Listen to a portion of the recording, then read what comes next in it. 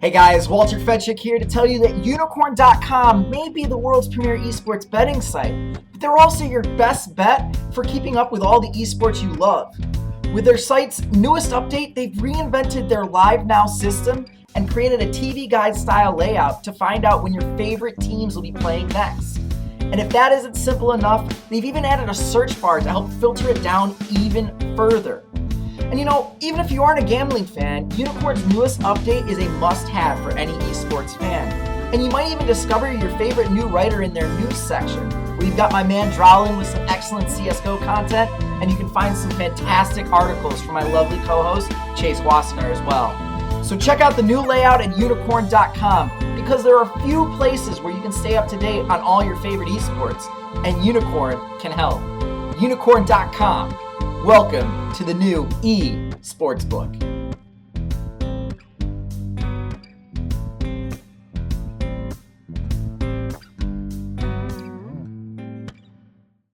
Hello, internets! My name is Walter Ceades Fedczuk, and welcome to our Week 7 edition of the Rough Drafts Guess the Line 2017 European LCS Summer Split episode.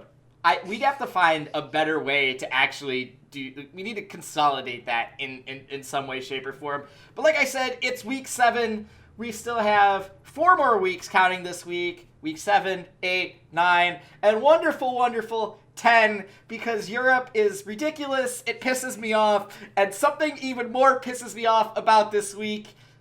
We'll get into it when we get into it. But when I say we, I of course mean my co-host and second place Guess the Line's World Heavyweight Champion, Chase, RedShirtKing Wassenar. Chase, how are you doing today? First of all, I believe the term is number one contender. I think that's how that works. I haven't watched a lot of wrestling, but I believe that is the official title rather than second place. I've never heard second place for a belt ever in any context. But I'm doing okay. That's fine. I'm digging what happened in Europe last week as a whole. I felt like if I could take my personal biases out of it, teams that I wanted to see improve last week mostly took a step forward. I think that we're seeing a very clear gap between the best and worst teams in the league, and I think that we're seeing a couple teams that have a little bit of perkiness to them, have a spring in their step in a way that we weren't expecting, just a couple weeks ago. So on all those angles, I'm very happy. On a personal angle, there are a couple teams that I like or have championed for in the past. And those teams let me down this week. Those teams were frustrating to watch. It was a week in which I thought there were a lot of silly mistakes that dictated the pace of the week. That dictated a lot of these results. And that's obviously going to be something where you just, at week 6, we have to start asking the question of, are they going to figure it out? That's a reasonable question to ask. Not panic button for some of them, but at least do we need to go get the panic button and take it out of our little safe room and make sure it's there next to us as we get to like weeks 8 and 9 and really have to break this stuff down, especially because Europe just doesn't have a lot of games, man. Some of these teams have already played 8 of their 13 games. It's a silly thing that they play so few series, but each one of these is just going to mean so much more. And this week is the last day of intergroup play, so a lot's going to be on the line. Yes, it truly is. So Chase, let's do some ups and some downs for the week. I already know what your down is going to be. I'm excited for your down. Let's start with your up of the week. What raised your spirits? What made you look towards the last 4 weeks of the season highly on a certain team or a certain player? Welcome back, Trick. Nice to have you here. It's great. We've been waiting for you about 5 weeks or so, plus Rift Rival, so really 6 weeks. But always happy to see you around, my man. God, it's so fun when Trick is playing Champions. He actually knows what he's doing on.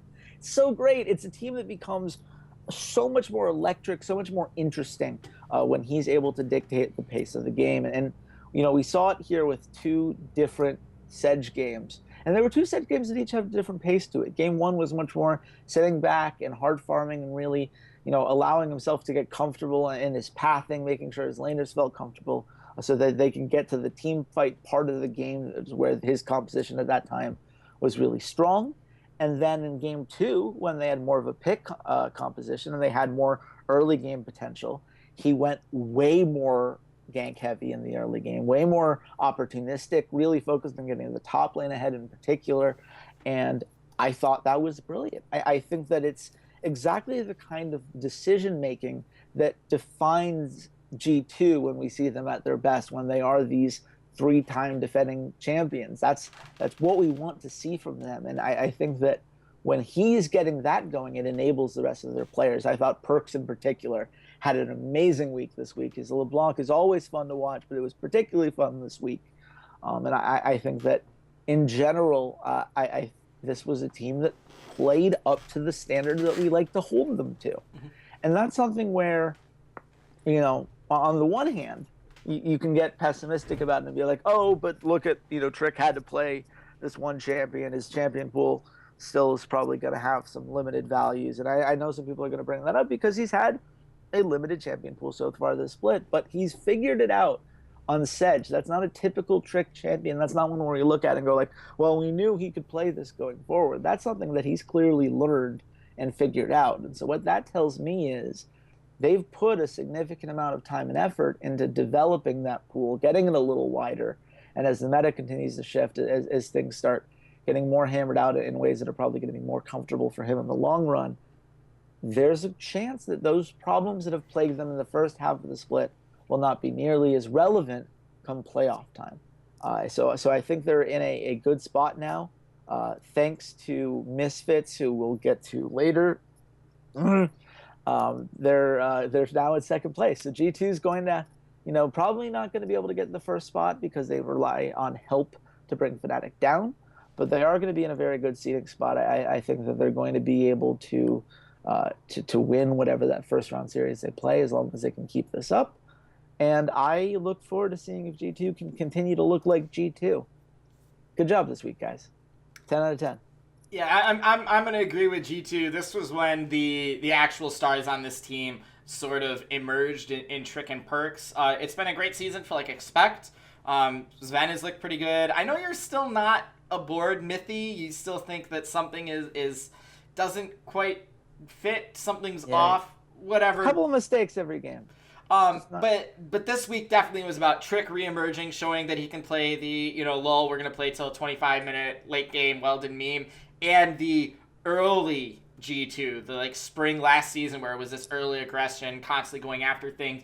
Perks reminded me personally that he can play carries, because it seems like we've just seen him play Orianna and Syndra and just be a kind of more supportive style where he's letting the rest of his team kind of make everything and he's trying to do things that make his team better. And then he played LeBlanc and I go, oh yeah, he's a really, really good assassin player. Some of the things that he did to Senkux was just dirty. Just dirty, like Dennis Rodman style. I'm just here to bully you. This was definitely the Lane Kingdom meme. Totally executed to perfection by Perk. So he's going to be the one that gets my up for the week, especially for that first blood in game 2, where Splyce goes to make a play to top lane. There's a ward there. They barely get seen. Trick looks like he's going to kind of engage on them and backs up. And you could tell, you could tell Perks is on LeBlanc. And he's saying, no, go for it, because Trick Q flashes with Sejuani, hits Senkux and hits Trashy, and then all of a sudden here comes Perks and blows up Senkux's Talia with LeBlanc, and that just sort of set the tone for the rest of the game, that Perks was going to be making plays around the map, constantly, catching Splyce out in their own jungle and picking people off, the fadeaway shatter orbs exploding. It was really fun to watch. It was a really strong reminder of why Perks is such a good player, and I think he's underrated. I think when we're looking at mid laners this split, I think we're talking about Power of Evil more. We're not truly focusing on mid lane. It's been a lot about caps. I think he's kind of sitting under there, this kind of underrated, yeah, sure, don't talk about me. I'm just playing Orianna. No worries. And now, as we're getting into this really ridiculous lethality patch on 7.14, Zed. I can't wait to see Perks play Zed, if anyone gets to play Zed. So it'll be very interesting moving on into these last couple weeks. Chase, you made the Misfits comment earlier, so now I'm actually curious what your down is for the week, because I thought it was going to be pretty straightforward. So go ahead. Who is your down for the week? I trusted you, Splyce. I just want you to know I trusted you. I believed in you. I thought you had this. I thought for 2 weeks now that you were going to prove that you had that potential to be a top-tier team, that you had the potential to be the kind of team that can make a run, in the gauntlet, maybe get themselves back to a world, to the Worlds. I thought that was in play. I thought this week was atrocious from them. And I thought it was atrocious, not because they lost, because I think that G2 was the better team on the Rift, just in general. When G2's playing that well, they're going to beat most teams. But I'm not asking you to win all of your games. I'm asking you to get the basics down. I'm asking you to do the fundamentals of what it takes to be a quality League of Legends team. And what I saw was Wonder playing Jax and then not split pushing in game 1 for like 25 minutes. That is unacceptable. That's not like, oh man, I can't believe we were outplayed by a better team. That's, you're not playing to your win condition, and you're acting like you don't understand how a Jax wins games when you're Wonder and you're Splyce. Like, you win games by split pushing and then getting the team fights when you absolutely need to. How do you forget the whole split pushing thing on Jax?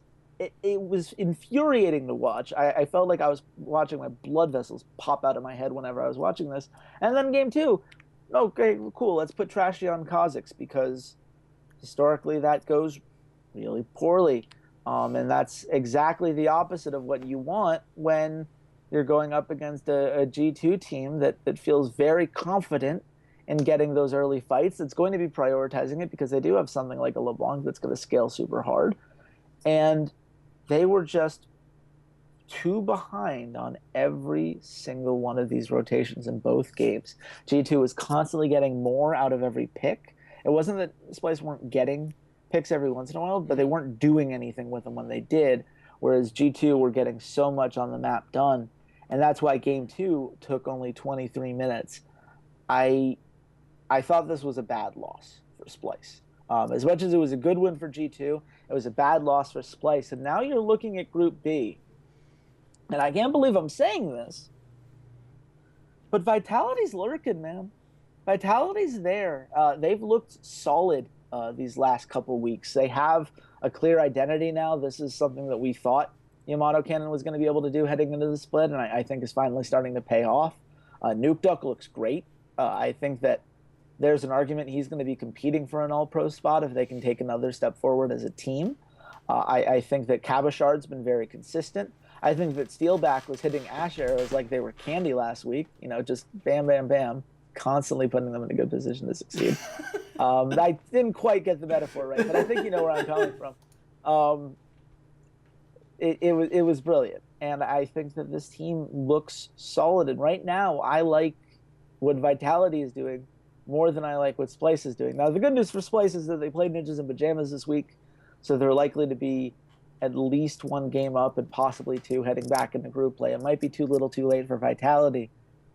But the fact that I'm having that conversation with myself, that I'm seriously asking myself, but is Splyce better than Vitality?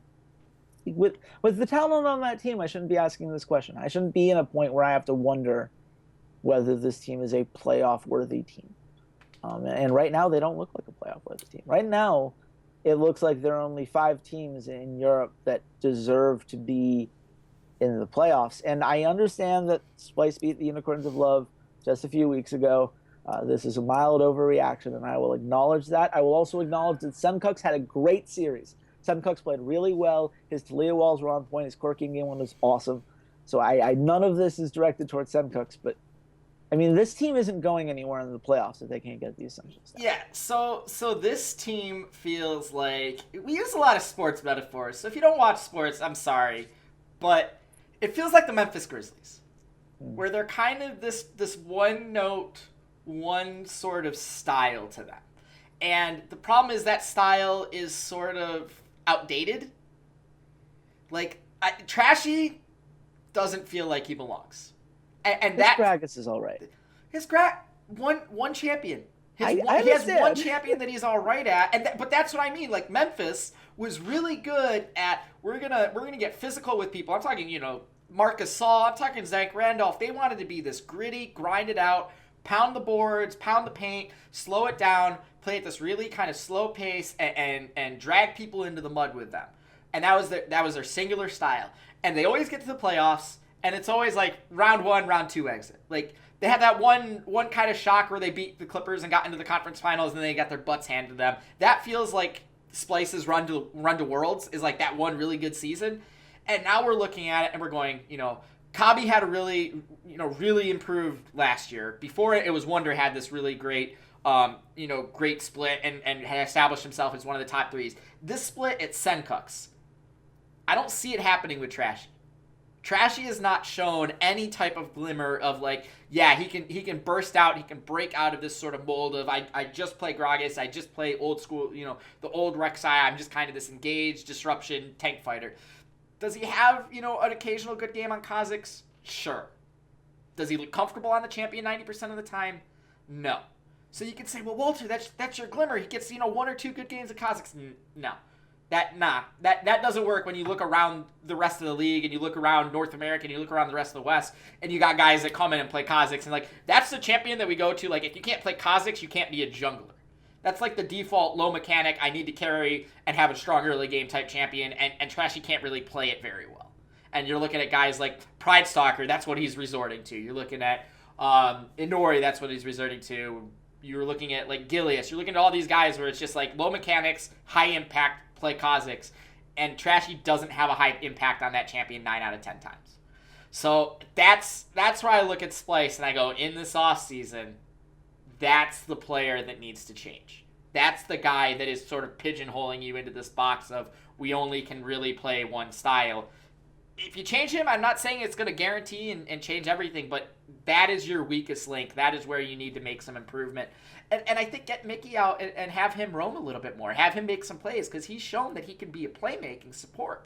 Mm-hmm. But because you don't have a playmaking jungler that he can buddy up with, you're sort of limiting him and just saying, okay, well, you got to stay in lane. And maybe it's because maybe Kabi needs a babysitter, but it doesn't feel that way. He didn't need a babysitter last split. He didn't need a babysitter the split that they went to Worlds. So, I don't know, but I agree with Splyce. They've been really, really disappointing, and I hope they make, a roster change or two in this offseason. That being said, we still have 4 weeks left in the European season before we get to playoffs, before we get to Worlds, and then the offseason. So Chase, let us dive right into this 4-day week from Europe. Absolutely. Because for some reason we need to have one game on Sunday. Hey man, the Sunday brunch special if you're in the U.S. It's like perfect timing for you to wake up to your day and then realize that there's a big gap of time between when that game ends and when the North American games start. That just makes it kind of awkward and stilted. And I'm gonna need some mimosas to watch that game. In all honesty, that's not a super exciting matchup, but we'll get to it in a minute. We're gonna start with our first matchup of the week: Rocket versus Unicorns of Love. Is that our first match? That is the first match of the day. Yep, that is the first match on Thursday. Rockets versus Unicorns of Love. It's possible that we've now entered like flex scheduling for Riot, and they just haven't announced it, so they might have moved things around. But yes, yeah, that's a flex. Okay. Rocket versus the Unicorns of Love. Chase, do you just want to get your they're a dead dog and I'm taking them out back speech out of the way now? I mean, you stole the beat from me, so now you've done the beat already. That's why I'm just saying. You want to remix it for us real quick? Yeah, well, I mean, I don't want to. I don't want any of this. I'm not sure how we got here. I mean, I know how we got here. We got here because as soon as Maxler left for Misfits, I said I had very sincere concerns about Pride Stalker. I was low on him, even lower than I think some other people were. I think that has borne out to be correct. I think that he's just very limited in what he's capable of. I think the team is constantly having to play around his weaknesses, and he just doesn't have that early game killer instinct. And when you know that, and then you're giving Yanko's Zach anyway, like then I have to start wondering, like, okay, so what's your plan? Like your plan is to have Pride Stalker just get destroyed by one of the best junglers in the league because you don't care about the fact, like you're just accepting that it's lost, so why not make it super bad? We understand that we need to make more early game plays, so you're throwing bodies at the player, but there's no real rhyme or reason to which lanes you're ganking at which time. I was so frustrated in game 1 versus H2K because you had a Syndra that H2K was playing in the mid lane, and it was an immobile Syndra. And where was Pride Stalker ganking? Oh, he was trying to gank the Jarvan multiple times. Like, do you not understand how the early game works here? Do you not understand what the term immobile mage means? Like, they'd set up specifically so that's what you're supposed to do. That should be like the first thing that when you're talking about, when you're the coach and those things have been locked in, you've got the 60 seconds before you have to leave the stage. That's what you should be telling the players about. Like, hey, these are the openings, these are the lanes we can gank, this is where we should make early game plays. Just remember these couple things in team fights, and we've got this. Faxi is losing lane on Renekton to a Shen that isn't Chachi's Shen. It's Odoamne's Shen. Odoamne is a fantastic Shen player. Sure, but it's Renekton. Renekton is a lane bully. His whole job in lane is to bully out people like Shen. You're and right. He was losing lane by significant margins. I don't care that it was Odoamne's Shen. Odoamne is good, but Faxi was really bad. Yeah. Like, it was a combination of those two. And at this point, like, even his Gnar doesn't look great. He loses lane 9 times out of 10. I made a joke when I was doing the VOD review in what was a tour of Chase's sadness and misery. I really should have gotten the posters printed out for that. But, I mean, I might as well save myself some time and just write Faxi loses lane again on every single game note I make for the rest of the season.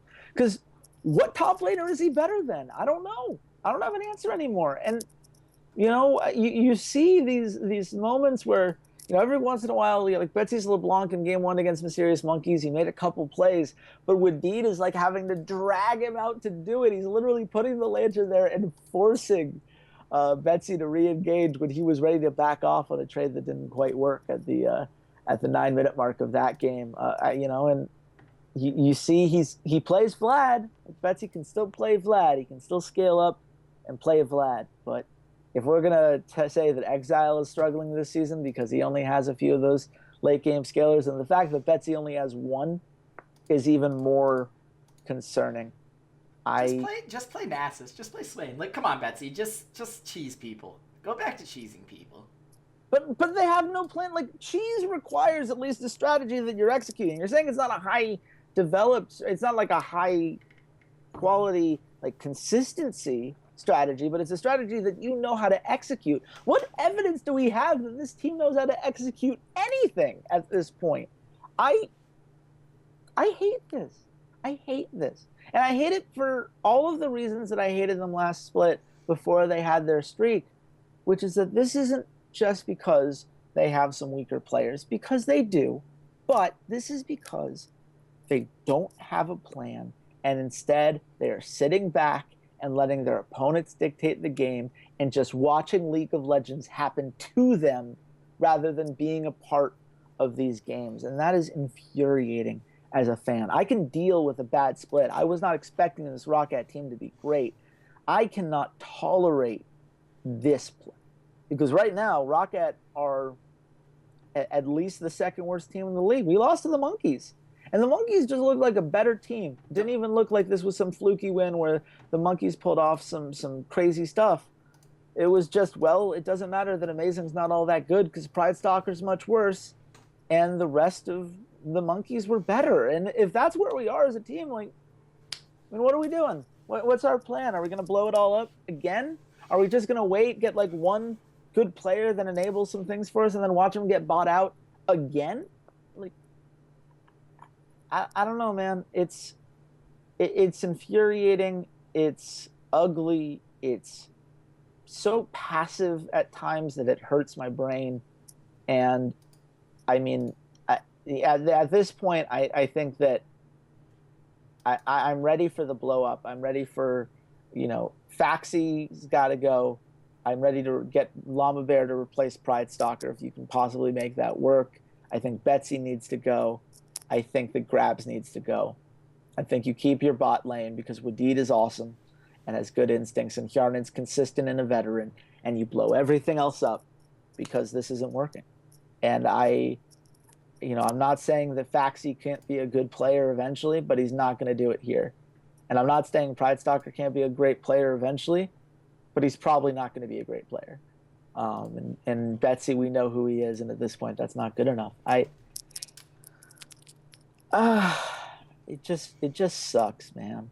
Like, I always define my day in real life by what I'm talking about. Like, what's the first thing I talk about every day? And usually it's something nice, like, hey, I got to talk to my grandma today. I love my grandma. It's awesome. Or hey, I got to, I worked on some cool article that I'm excited about.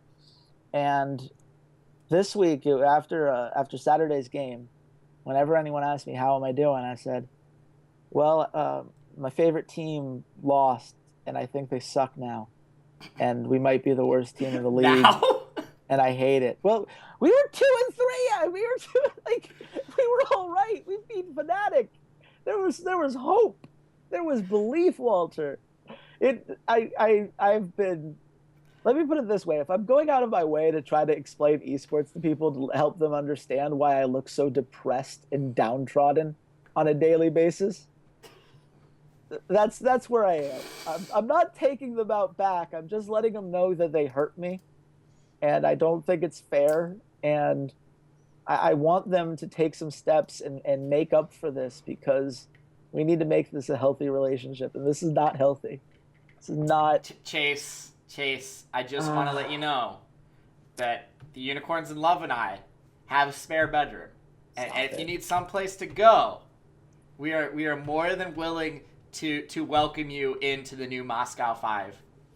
I'm not family. A front runner, man. I'm gonna stick to the team I love. That's all right. You're just gonna be miserable on every Saturday morning after this team just disappoints you. That's all I'm saying. Like, I am aware of the risks to both my health and my sanity, and I am choosing to move on regardless. Let's move on from here. I don't want to depress you anymore. There's more exciting things we can talk about. I know that. Where do you think this line is? Okay, I said Unicorns of Love minus 600 as well. We're gonna split this one. It is Unicorns of Love minus 588. Okay, that's about right. I think it's totally, utterly fair. There's no value on a Unicorns of Love 2-0. Rocket's not winning a game. Let's just move on. What's the underdog odd just to have it for Rocket is at plus 370. That's too nice. Let's move forward. Just stop. H2K versus G2. The resurging G2 esports versus an H2K that's just been H2K. They have some really awesome early games and crush some really bad teams, and they have some other games where you're like, okay, you have a good early game. Now, do you know anything about macro strategy? And the answer is some days. So Chase, looking at the resurging G2 versus H2K, what is going to be the defining storyline? If I open up my paper tomorrow after the games and I see a headline, what is that headline going to say? Blank wins because of what? Blank wins because of tower pressure. That's what you're going to see. Got it. These are two teams that are among the best teams in terms of taking the first 3 towers of the game. H2K is second in the league at 71%, just 1% behind Fnatic. G2 is at 61%. Even in their losing streak that they had for a while, they've been very good at owning that part of the map. Both of these teams, what they do best is when they get that team fight, they take valuable objectives off of it. It's never just, oh, we got a kill here or a kill there. It's we got a kill and then took this tower because we send everybody at it to make sure we get that objective. We use these little snowball opportunities to build big ones. That's what makes H2K such a dangerous team when they win, is that they snowball so rapidly that it becomes very hard to deal with them because they have so many talented pieces. And if you're ever forgetting just how talented these pieces can be, obviously Rocket is not a great example of a team giving a lot of resistance to what they're doing, but Yekos' Zach was gorgeous. Odoamne Shen is amazing. Fabiven's Syndra was as stellar as it's always been. It's a great reminder that this team, at their best, each one of these individual players can be all pro level. That's what I did last season. I don't think I'm going to do it this season because I think Nuclear hasn't looked as good as some other AD carries, and then Che has kind of fallen off a little bit as well. But you know what? Like, this is still a very talented team, and they're a team that I think is. I'm not going to say that they're more brilliant strategically than they've been, but I think their cohesion is what we saw from them in the regular season last split. And now we're going to have to ask the question when the playoffs roll around of whether that style of play translates well. Last split, it really didn't.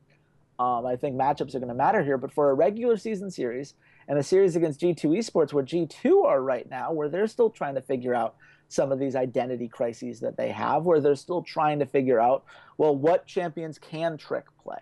What are the champions we can play around that as he's trying to figure out some of these meta problems? What do we do with Expect? Where are we putting him in all of this? What are we doing with Mythy? Because Mythy is having a couple weird deaths every now and then. He had a couple isolated deaths last week that just weren't necessary. Didn't end up costing them all that much, but it was one of those things where you're like, well, if Jankos was snowballing off of that, we'd feel a little bit differently about how that play went, I think. So it's going to be a lot about dictating that pace of the game through the tower pressure, especially. Neither one of these teams is a huge priority on Rift Herald. Neither one of these teams are huge on, like, oh man, we have to get all of the dragons. H2K more than G2 is very into them, but they're not like, oh man, these are the objectives we have to focus on 100% of the time. It's going to be who gets those towers, who turns those tower takes into jungle pressure, and who turns that control of the map into the fight that they need to win. I think this is going to be a series in which these teams are battling back and forth, and then it's going to be one big team fight that then means that the winning team can go get a Baron that's going to snowball the game and dictate who wins that particular map. I think that's something we're going to see trade back and forth. I think both teams are capable of it. I think this is a 3-game series. I think that it's going to be a very fun series. And when I make my prediction, like, I'm so torn because I think H2K has looked better over the course of the whole split, but I just saw G2 look like the team that won 12-1 in the spring, went 13-0 last summer, that is as good as any European team has ever been. Do I put faith in that after 1 week? I don't know. I just want you to know that if G2 does win this week, I'm not going to be surprised. I'm not going to predict them to win this week. I think H2K has been more consistent this season, and I think they do a better job of some of these other neutral objectives outside of towers, enough that I feel confident in them. But I think it's going to be a 3-game series, and I think that people who are sleeping on G2 after last week are going to regret it. Yeah, the problem is, I think about how H2K normally loses. And they lose because they don't have the late game. They lose because they don't have that macro understanding. That after they take those first 3 towers, they sort of get lost in what they're supposed to do, and don't necessarily always play to their win conditions.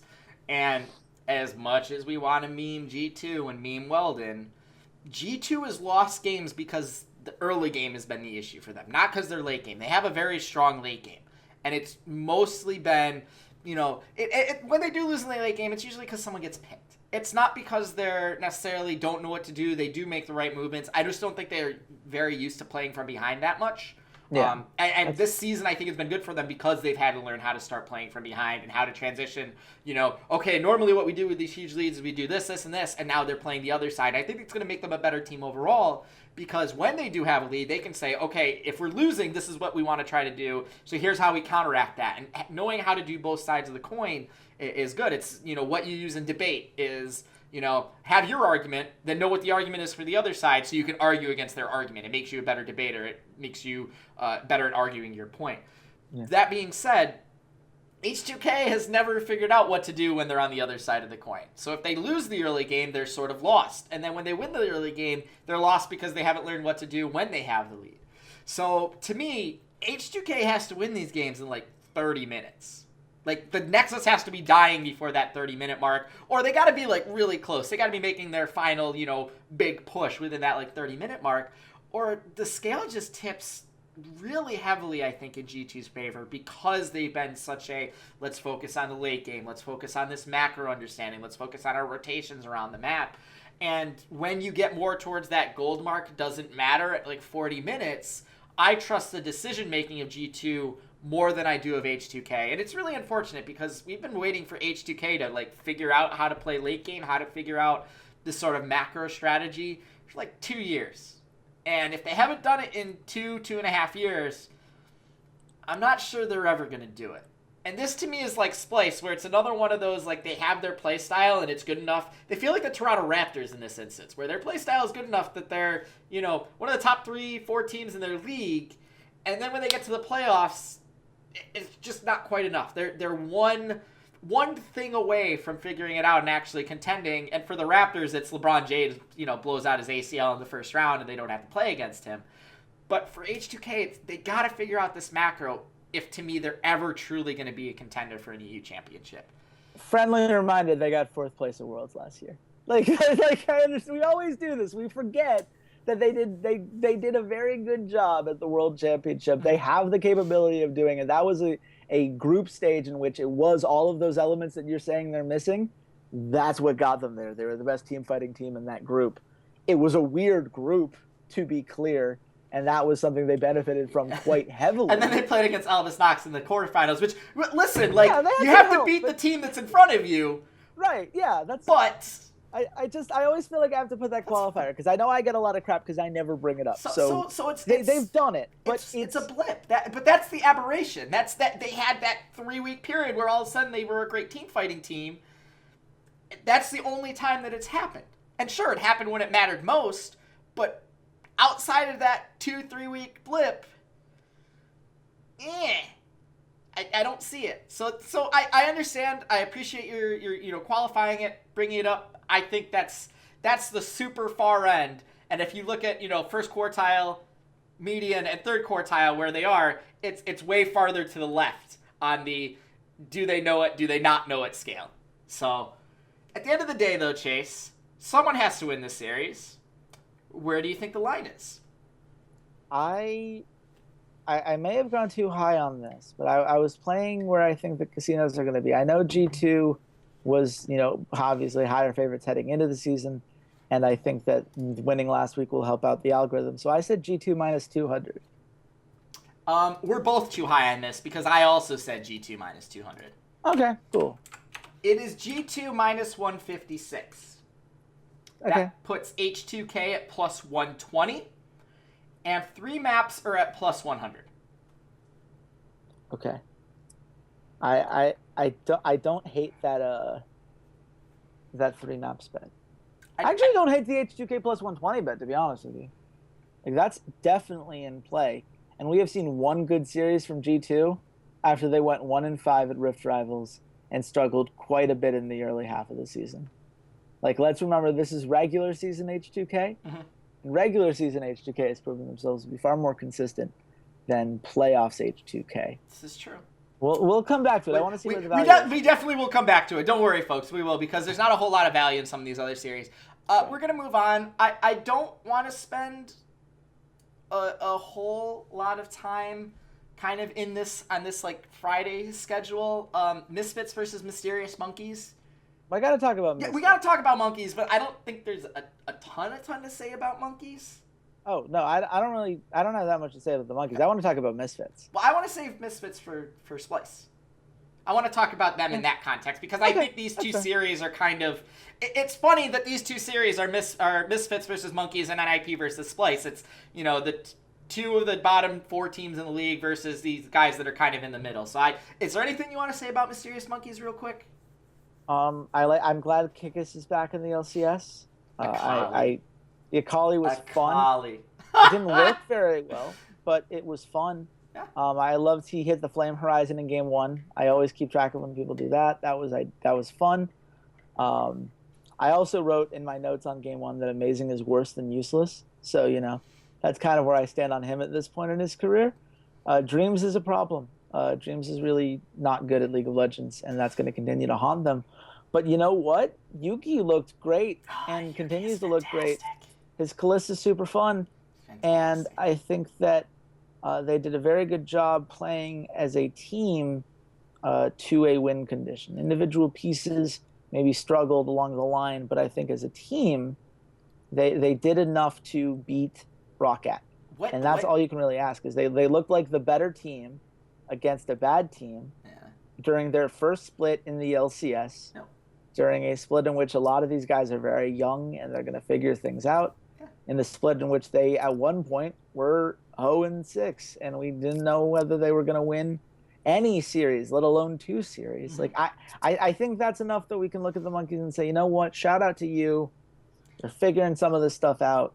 You're going to get better in the long run. That doesn't make you good now, but they're going to spoil that Vitality Splyce fight for the 3rd spot. They're going to beat one of those teams. I have this feeling in my gut that they're, even if maybe they don't beat one of those teams, but they're going to take like maps off of those teams and set up, like, if Vitality and Splyce are tied, it's going to be like, well, Splyce 2-0'd Monkeys and Vitality went 1-2, or went 2-1, so Splyce gets in because they have, one less loss than Vitality. It's going to be one of those things, and they're going to decide that 3rd place thing. I think so. Maybe, like, they could beat both of them and sneak in there as the 3rd spot, which would be kind of incredible. But I don't think it's going to happen. There yet. They have 2 very weak links, which make them not playoff potential. But you know what? The other 3 pieces are firing. Yeah. Coscu hit the Flame Horizon this week. Just want to point that out. Oh, stop it. Stop it. Coscu's gonna get murdered by Power of Evil this week, and you're gonna regret saying those words. Stop it. Look, I did not say he was better than Power of Evil. I have a lot of strong things to say about Power of Evil later. I wrote a whole article about it. Yes, you did.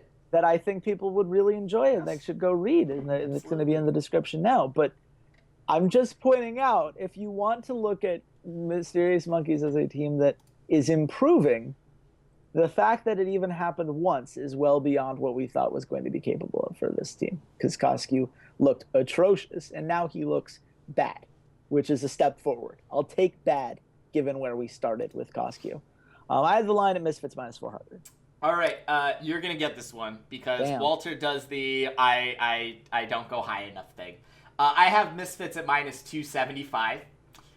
It's Misfits -500.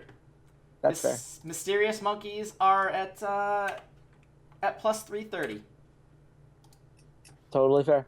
I was afraid that because Misfits lost last week, they were going to get a little bit farther down, but -500 is completely fair. Yep. NIP versus Splyce. Anything to say about NIP? Anything at all? I mean, Prophet's looking good. I want people to start giving him a little bit more credit for what he's doing. We saw him team fight a little bit more this week. I thought it did make them better. I mean, I think that they looked like a sharper team than they have in a while, or probably this whole split in the map that they were able to take over Vitality. I thought that they had some good defensive ganks there, that I think really helped them out. I think that they did a decent job punishing when people were out of position. I still like Q's Ash quite a bit. I think that he's good on that champion. I think that I'm still amazed that Prophet actually team fought on Shen. Like, that was something where I'm like, oh, look, I guess he can come with the team. But, I mean, look, they're not a good team. They commit way too much to objectives that are never worth it, and then end up paying the ultimate price for it, and that happens a lot. And having a couple decent games in which people are able to get some outplays going doesn't change the fact that Spraddle is a terrible support, that Nico the Pico's drafts are atrocious, and continue to put them in a very difficult place to succeed, especially that Game 3 versus Vitality. It's almost criminal that a series that had been so back and forth and so interesting, and like, oh, Ninjas in Pajamas kind of look a little perky here. What's going on here? And then Nico said, we don't want to be this relevant. This is too relevant. We need to figure out a way to become less relevant while we're already in last place and have won 2 maps this whole season. It's frustrating. It's unfortunate. This team is not good enough to win very much at all. And I'm just looking forward to when they beat Roccat and I get to curl up in the fetal position and cry like 3 weeks from now. It's going to be great. That's Okay, I said I said Splyce minus 400. Excuse That me. got dark quick. I said Splyce minus 175. It's Splyce 500 and Yeah, NIP plus 330. So you're gonna get this one. You're gonna go up 2 with 3 games left. I like this. This is more. I had a funk for a little bit. I think Rift Rivals put a little bit of a stink on me. But this is. I like seeing these numbers. I'm feeling good. Let's keep going. That's fine. We got some fun games coming up. Yeah, let's just breeze real quick through G2 versus Vitality. I think we talked about both of them enough. Is there anything that you want to say about either team? Maybe how does this series go? Just quick, 30, 40 seconds. I think it is possible for Vitality to take a map. I think the unfortunate thing is that Choco is making enough mistakes, especially in the early game, that I think Trick is going to be able to get to his comfort spot. And so it's going to be very, very difficult. Okay. You look at Nuke Duck has been the most consistent player on Vitality. He's looked good even in losses. That's great. You're going up against Perks. Nice try. Try again later. Perks is really, really good at League of Legends. I'm not sure I would consider him underrated, as you mentioned earlier, just because I think that people have been hyping him up for forever. He got an all-pro spot just last split. Like, even in a split where you and I didn't think he was worthy of one, he still gets one. He's got the reputation for it. And I think he's proven that that's correct and that that's totally fair. So I think, unfortunately, for Vitality, this is just a matchup in which, despite all of the things they're doing right and despite all the weaknesses we've seen of G2 in the past, their strengths are G2's strengths, and G2's just better at it across the board. So I have G2 minus 320. I don't think this is a very close series. I'm going to get this one because I said G2 minus 333. Now, Chase, I want you to hold on to your hat here real quick. Okay. Just hold on to that hat. G2 minus 1,111. Stop it. You're making that up. No, I'm not. G2 minus 1,111. I double checked it just now. In decimal, it's 1.09. That's Vitality what? Vitality is at plus 550. What's 3 maps? 3 maps are plus 185. Well, that's going to be the easiest plus 185 bet we've made on here in a while. Well, and if you're going to do that, you can take Team Vitality at plus 1.5, plus 1.5 maps at plus 145. Sure. So if you think this goes to 3 games, you just take both of those bets and you make a bunch of money. Wow. That's all it took. 1 win, huh? One good 2-0 win from G2, and we're just going to ignore that they were 2-3 heading into Rift Rivals, and that they are 3-3, but had been 2-3 the week before, and it was against a very bad team that got them to 3-3. That's what we're doing. Okay, cool. Let's do it. This is the algorithm isn't grading this right, I think. That's what I think this is the algorithm isn't quite there. It's one of those things where usually when there's a line that's this bad, like there's a more over-the-top reaction, but I'm just kind of stunned. Like, I feel like this is a line that's going to piss me off like 3 hours from now. Like, right now, I just am in disbelief. Like, I'm looking at that number, and I'm trying to imagine in what world minus 1,100. The world where algorithmically, under Unicorn, G2 has been one of the best teams in Europe. Vitality's won 3 series.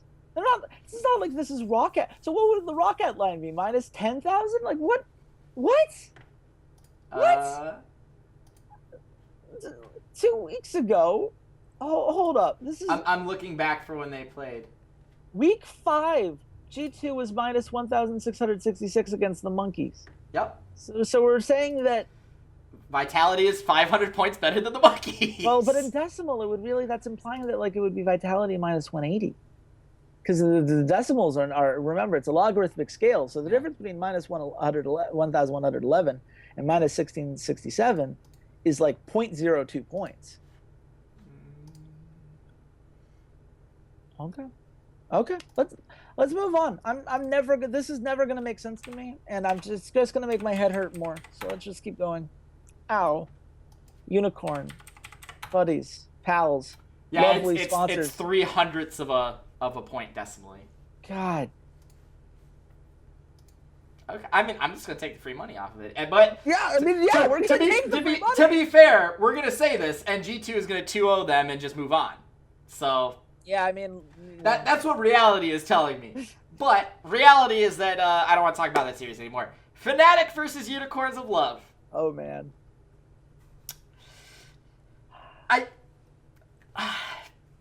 Unicorns of Love is my new favorite team in Europe. They have captured my heart in a way that has not existed since Moscow 5 and Gambit. Yeah. And there's a lot of comparisons that I could draw between the two organizations and the two teams and everything. So Chase, tell me about this series. What, we haven't talked about Fnatic or Unicorns of Love much at all, coming off of their last weeks. They didn't perform very well at Rift Rivals, and then they came out and Fnatic just completely wiped the floor with Vitality. Unicorns of Love struggled against Misfits a little bit, but pulled it out. Looked like typical Unicorns of Love. Looking at this series, what do you think? Is this our potential finals? Is this our most likely finals for Europe? Man, it's tough. I first, the easiest thing is to talk about Fnatic. Fnatic looked really good this week. I think that they got the 2-0 that we would expect them to do in that spot. I thought that it was very crisp. They still, have a couple of things that they're going to be, figuring out as they're getting used to this new style. But Brox's pathing looked very good. Mm-hmm. I thought that I loved seeing the Sivir and I loved seeing the Varus. To go back to last week, Walter, when you're like, I'm not sure he can play Varus. Yeah, he can play Varus. Now, okay. there's the friendly reminder. That's totally fine. There you go. He's perfectly deep. He's doing just fine, and they're going to be able to play around that.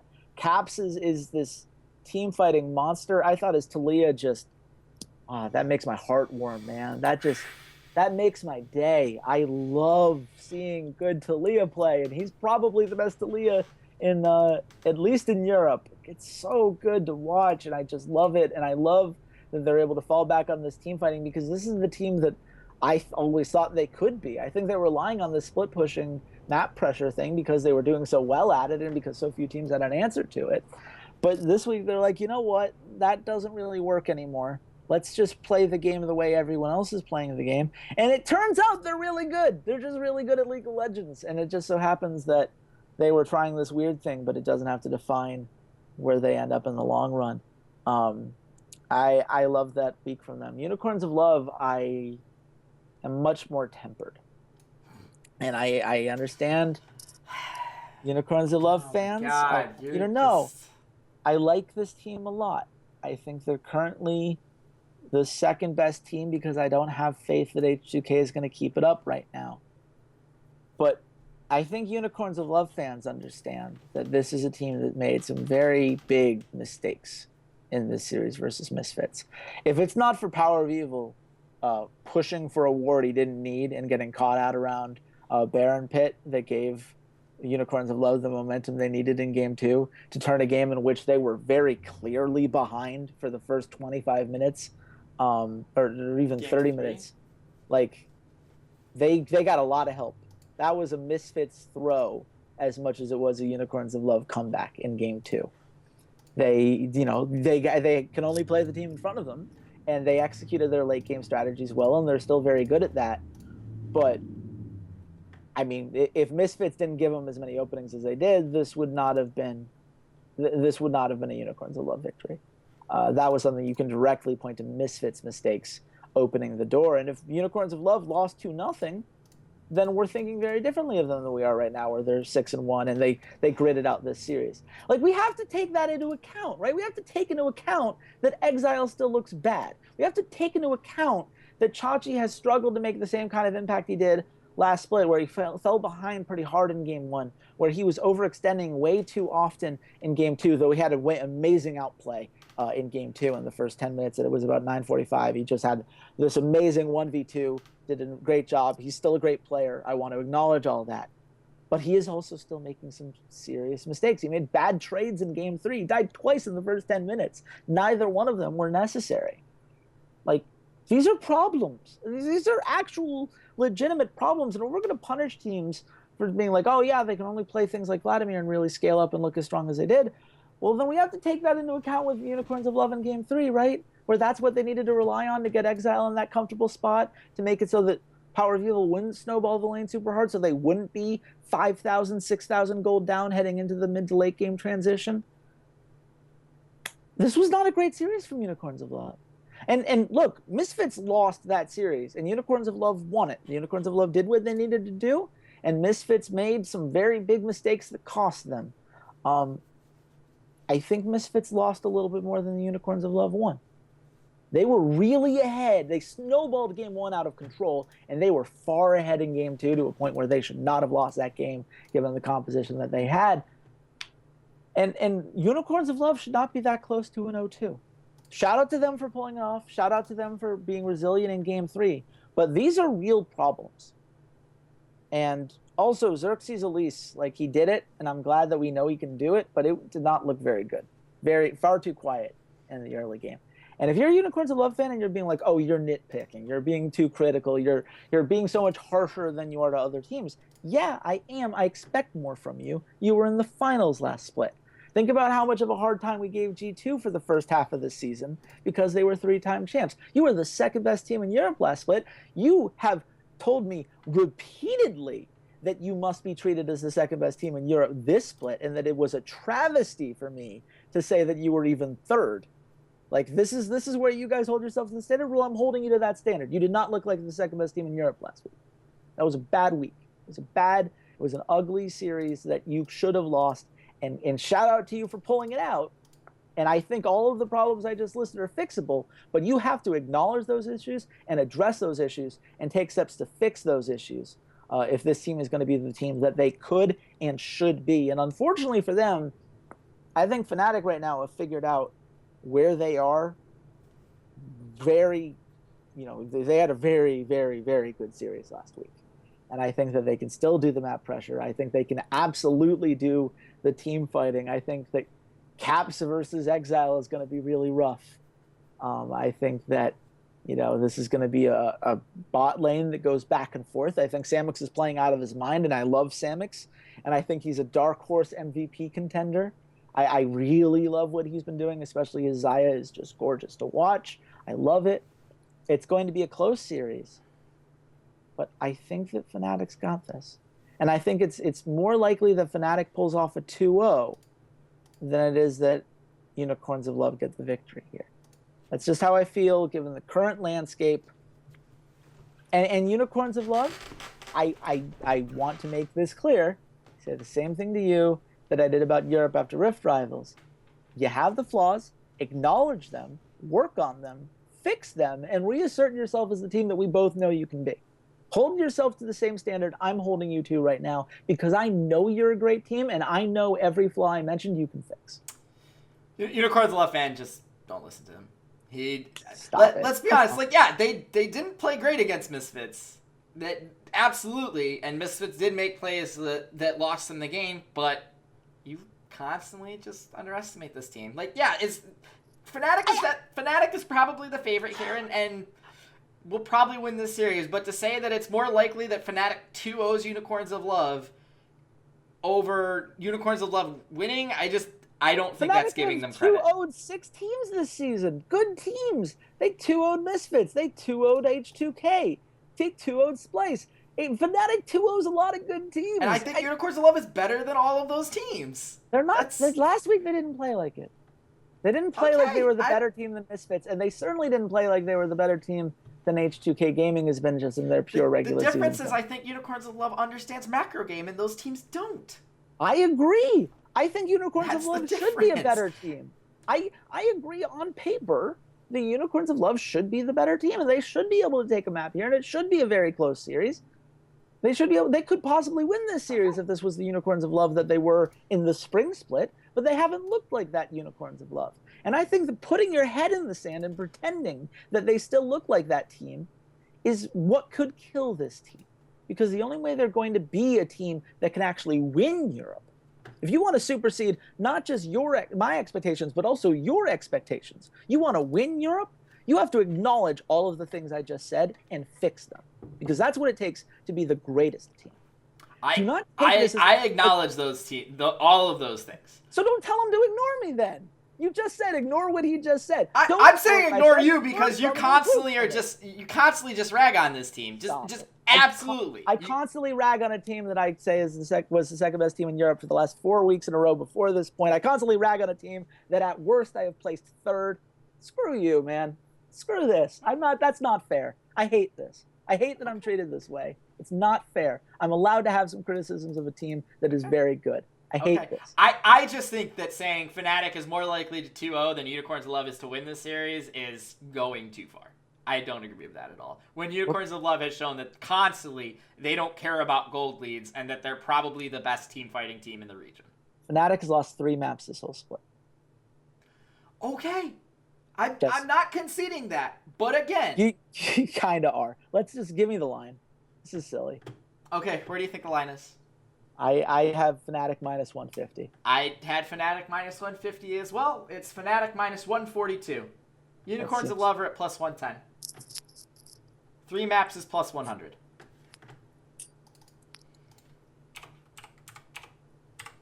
See, if you said 3 maps is 100? Plus 100. Yep.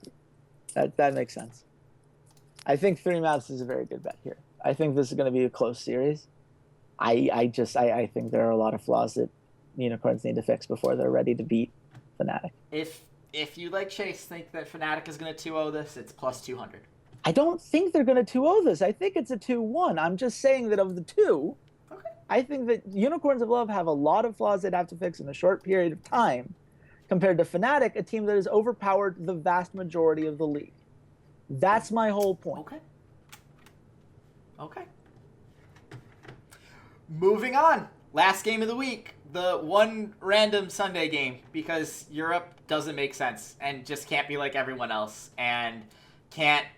I don't know. I'm sick of their ops team and however they decide they want to do Europe. I get why they do it, but things like this just piss me off and are really stupid, and I can't believe that this is the best way to do things. But that being said, it's Misfits versus Splyce. So, Misfits lost that series against Unicorns of Love. As you say, they lost it more so than Unicorns of Love won it.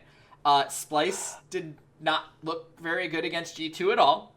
So, common sense would tell me that Misfits is probably going to win this series against Splyce. But from things that you've said, mentioned about Misfits and mentioned about Splyce, it doesn't seem like you think there is as firm a difference between these two teams. Like maybe they might be slightly closer than I'm picturing them. So what is your thought process between Misfits and Splyce? Well, they're both 4-3 series score, and they're both 500 over the course of their games so far this season. So yeah, they're very close. They're basically in the same spot and have a lot of the same problems. I wrote an article about Power of Evil, and it was one that I was really proud of, and I hope you guys enjoy it. I feel like he is potentially the most talented mid laner in terms of pure mechanical skill in the West. On his best days, he can hold up to just about anybody. The problem with Power of Evil is that he knows it. And that means that he is saying to himself, oh, I'm invincible. I can go make that hero play. I can go get that piece of vision. I can go do whatever it is you need because I'm so far ahead. I don't have to worry about this. And then he dies and the enemy team gets Baron and they lose. And it was so easy for me to find plays in which he had these huge highlight moments and really snowballed games and just blew me away with fun micro things. And then there were so easy to find clips of him making very silly, fundamental macro mistakes that cost the team dearly. And that puts them in this very feast or famine kind of mindset. When they win, it's because they've snowballed the early game so hard. And their early game, when it does well, is the best early game in Europe. I love seeing this team when they're snowballing those kills. Maxlord does a great job of getting, his lane ahead. And of course, Power of Evil has done a lot with it. Hans Sama is still really great. And I thought Ignar's played better than he has this split. And Alfari's had a couple great games. Alfari looked solid last week. I was impressed by him kind of stepping back up into the spot that I saw him being, saw maybe his growth turning into. So I think the potential is there. The problem is the macro understanding. And that's exactly the same problem I highlighted with Splyce, was their macro understanding. They have a system by which they constantly, have this moment of The players are there. The talent is clearly there. We know what their compositions are supposed to be. We know what they excel at. And then they're not executing on that. Or they're only sometimes executing on that. They executed against the Unicorns of Love, but they couldn't do it last week, and against a easier, at the time we thought was going to be an easier opponent. I don't know. They're so up and down. They're inconsistent just from a basic fundamentals, going through the steps that it takes to play the kind of game. And they play a very systematic game. They're not snowballing early. They have very particular points that they have to hit in the mid game, very particular objectives that they need to push. And I think that is a higher execution standard. It's harder to hit that than it is for Misfits to do what Misfits have been doing. But then Misfits, on the other hand, hit that standard, they're doing great, and then fall down back. So it's going to be a very interesting series. I think this is a 3-game series. I think it's going to be the most fun series for me outside of Fnatic Unicorns of Love. That's obviously the series of the week. That's going to be an amazing series between the two titans of Europe at this point in the season. I just think that Misfits versus Splyce are two teams that are very close. And if we're looking at which team could sneak into the semifinals, which team could really be a dark horse and threaten for the 2 seed in their group, those kinds of questions, I think Misfits versus Splyce is going to be a series that answers a lot of that for us. I want to see Power of Evil assert himself as a player I think he can be. I want to see Senkux continue to do awesome things. I want to see Wonder remember that he's supposed to be a top-tier top laner, because he did not look like it last week. So those kind of things are going to be very fun to watch, and I'm excited to see this series. So if it wasn't for Caps, I want to remove Caps from this picture. It seems like Power of Evil versus Perks as a mid laner discussion, sort of like Russell Westbrook versus James Harden. Russell Westbrook is very Power of Evil, very singular. He's focused on himself, focused on his own stats, focused on me being the hero. And Perks can do that, as we saw in that block game, but he's also now learned to make his teammates better. He's kicking the ball out to his 3-point shooters, roaming up into the top lane to let Expect do some work, setting up good Orianna ultimates so that Zen can, pick off the rest of the team fight. That sort of discussion. And that's what Power of Evil really does feel like to me, is he is a singular entity on this team. He understands that he's better than the players that he's surrounded with, and feels like he needs to be the guy that carries them day in and day out. And against Splyce, that'll probably work, because in games where teams are very evenly matched, it usually comes down to, which side is more talented, or who has the more talented player, and can they make a big play. And I think Power of Evil is more talented than anyone on Splyce. And I think then the rest of the positions are kind of pretty close. Mm-hmm. So looking slightly towards the future, do we see Power of Evil stay on this Misfits roster? What would Misfits have to do to sort of break him of that mindset? And because I don't think that with that mindset, this team can actually contend for a title when you have teams like Fnatic and Unicorns Love and G2 that do have the team concept kind of nailed down. Is Misfits sort of stuck here, or what's your thoughts on that? Well, I'll put it this way, right? You can have a big star player like a LeBron James that makes his teammates better just by demanding so much enemy attention. And you're actually seeing that in their laning phase. Because Power of Evil gets ahead so often, you're seeing a lot of ganks being drawn to his lane, which has given a lot of pressure off of Alfari, whose laning stats have started to turn around from where they were at the beginning of the split, where they were atrocious. Mm-hmm. Hans Sama has been the biggest benefit of this. His secondary carry stats have been monstrous, because he's really been efficient with his gold and really done a lot to clean up some of these team fights and put them in a good spot. And to be clear, it's not just Power of Evil putting himself on the back Westbrook style, where he's I'm going to hard carry because that's what I do. The team is pouring resources into him. They're trying to set him up to be that star player and saying, we trust that if you're our main guy, we're going to win all of these fights. And for the majority of these games, they're correct on that assertion. So I think that there's some merit to the playstyle. The problem is that you just can't afford the simple mistakes. But we are 2 Power of Evil throws due to terrible positioning away from them being a 6-1 team. There were 2 to game 2s in which this has happened now, in which they'd already won game 1, just needed that second map, blew a game that was ahead by at least 4,000 or 5,000 gold, and now we're talking about them at 4-3. It's a very different conversation. if they don't lose those 2 games. But they did. That's what's got to get fixed. And it could be just as simple as Power of Evil gets smarter. He becomes a more, he takes some of the pressure off of himself to hard carry and trusts in getting the team just a little bit more time, making sure he has backup during these little things, doesn't go out of his way for these unnecessary hero-style plays. And I think that's something he's certainly capable of. And that's ultimately where I think that his career leads. As far as does he stay on Misfits, friendly reminder that Unicorns of Love might want a new mid laner after this season. I'm not saying it's going to happen. I don't have any inside information on this. I'm just saying we have a player who used to be on the Unicorns of Love, who's still on very good relations with everyone on that team. And we have a guy in exile who we're hearing rumblings now that maybe they're not as happy with how that's going. Didn't say that's what I would do. Yeah. I'm just saying if we looking at potential moves, there is some evidence. Not a lot of evidence. Not hearing anything behind the scenes. Don't take this as Chase Wassenar reports. Yost hasn't messaged us and said we're getting Power of Evil or anything like that. Yeah. It's something I've heard from more than one person as a thing that pieces might move together depending on how the rest of the split goes. And for the record, I want everybody to succeed. I love everybody. League is better when all the teams are good. So I wouldn't be rooting for that kind of thing. But if you were looking at where he might go, that's all I have to say. I think that would be a very bad move on Unicorn's Love part. I'm not saying I would do it. Culture anymore.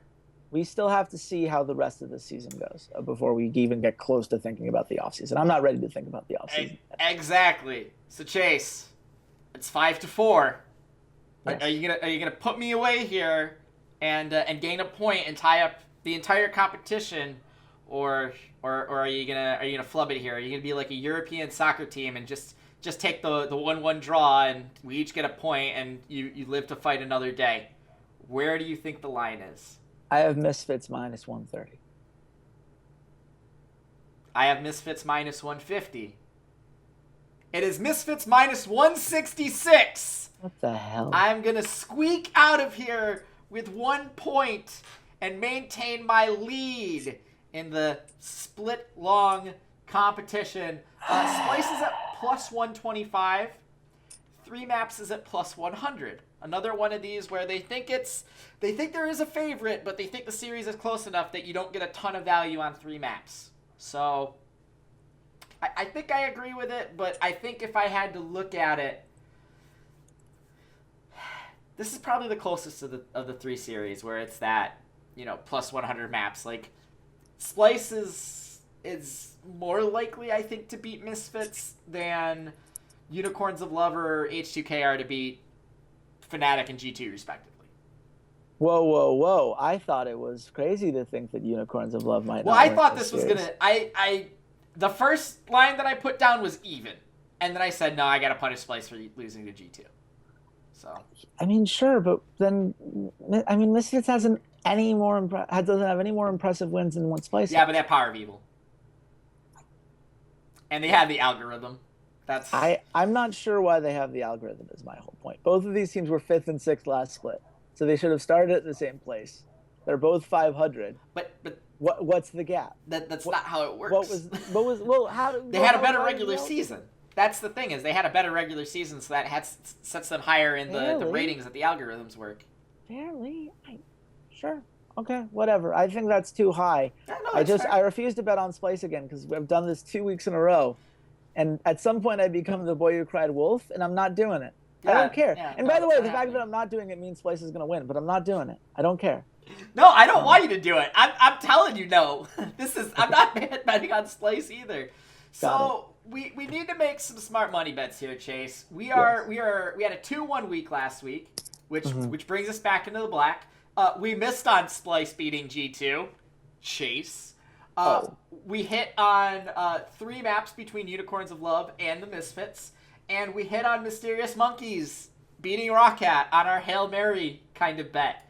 So yay! 2-1. Yeah, the fan hedge works, man. That puts us at 9-9 on the year, and we are plus 153. We're up 153 unicoins, dollars, rubles, pesos, however you want to say it. So Chase, Make us some money. Where are you seeing this? Where are you seeing the value this week?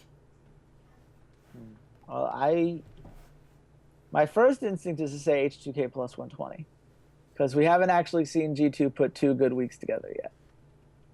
We saw one really great series, and I liked what we saw last week, but in a week in which I don't see all that much value, and H2K is the best regular season team and has 6 2-0s this season, like that seems valuable to me. Okay. I mean, we should go safe, and we can do kind of. Let's do one safe. Which do you think goes the 3 maps more? Fnatic Unicorns of Love or Misfit Splyce? Misfit Splyce. I think so as well. That's the safer out of the two. Yeah. And then I think the Vitality 3 maps. I think that's where G2 I was gonna go. At plus 185. And then if you're gonna take that, you might as well take Vitality at plus 1.5. I'm gonna stick to the one for smart money bets just because it keeps our numbers even. But yes, I think that's very fair for the viewers at home. But viewers, if you're taking 3 maps, take 1.5, because that means that for 3 maps to happen in a best of 3 series, Vitality would have had to win a game. So if that means Vitality won a game, that means Vitality at plus 1.5 happens. So if you're going to take one, take them both. The only way you'd lose that is if Vitality 2-0'd, which would be freaking funny. Well, I mean, if G2, like if a 2-0 happens, you're screwed. Which G2 could very easily 2-0 this. So yeah, well, always in play. But that being said, and I would wait on that one until after the H2K G2 series, because if G2 loses to H2K, there's no way it makes sense that G2 would then come out pissed off the next day and 2-0 Vitality. So just be leery that if H2K beats G2, that bet gets, I think, a little bit riskier. But our smart money bets for Week 7 in the European LCS, H2K to beat G2 at plus 120, Vitality and G2 to go to 3 maps at plus 185, and Misfits and Splyce to go to 3 maps at plus 100. And that's been a podcast. That's been Week 7 in the European LCS. We had a lot of fun. We disagreed on some things, but I think we're setting ourselves up to make a little bit of money this week. As always, you guys can follow the podcast on iTunes, on SoundCloud, because SoundCloud is still going to be a thing. Thank you, Chance the Rapper. That entire story was like 24 hours, and it's like, nah, I got you, fam. So thank you. We appreciate not having to go find someplace else to host the podcast. You can follow along and subscribe on YouTube, where all the videos are. Follow the Twitter at Rough Drafts Pod, and you can follow us individually on Twitter as well. I am at Ceades_LOL. Chase, where can the good folks at home find you? You can find me at RedShirtKing. I love talking to you guys. You can talk to me about anything that you heard in the show today. I've been responding to all of the YouTube comments. I need to remember to do the actual timestamps. I'm sorry. I know a couple of you guys asked last week, where are they? I forgot. Are they here today? No. Sorry again. I forgot. But I'm going to try to do a better job of it. At the very least, try to go back. If you have any particular requests, I'll go back and get those specifically for you guys. But I always loved keeping the conversation going. And, of course, you can keep that going to an extra level if you come on our Discord, where we often do VOD reviews. And we have a really nice community that started to build itself up there. And it would be awesome for you to join. Thanks for listening, guys. Absolutely. It's definitely fun talking to you guys on a daily basis, a little bit more consistently about pretty much anything. We added a film channel on there. So we've been talking about films and the Marvel Netflix shows and all that jazz. So come back tomorrow, where we're going to talk about North America, where I have very strong feelings about not knowing what my strong feelings are. So to find out what that means, come back tomorrow for our Week 7 NA podcast. And until then, goodbye, Internet. You can follow the Rough Drafts Podcast on all your favorite social media sites. Twitter at Rough Drafts Pod, Facebook.com/Rough Drafts Pod, SoundCloud.com/Esports Rough Drafts, YouTube.com/Rough Drafts Podcast, as well as on iTunes by searching for the Rough Drafts Podcast. The Rough Drafts Podcast is supported by our lovely Patreons at patreon.com/roughdraftspod and by viewers like you. Thanks for listening, and goodbye, Internet.